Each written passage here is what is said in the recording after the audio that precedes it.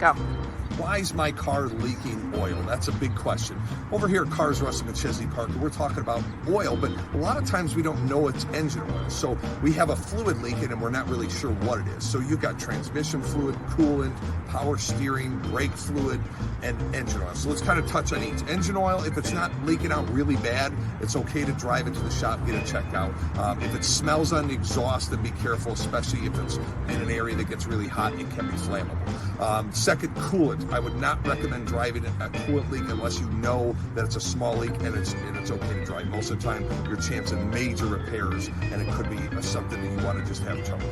Brake leaks, definitely don't drive them. You're going to have a brake pedal that goes to the floor on you. Power steering, as long as you got power steering and the steering feels normal, definitely okay to drive, and as long as it's not really leaking fluid. And same thing, transmission, if you got no shifting issues and it's not dumping out fluid, then you're good. And when I mean dump it, I'm talking like this. If it's doing that is way too much fluid leaking. So that means there's a hole in a hose or something like that where you definitely want to have it towed. Remember, tow is a fixed cost. The amount of damage you do to the car is not, and it can escalate based on the system that it's in. So any questions on fluid leaks or anything, give us a call over here at Cars Russell McChesney Parker.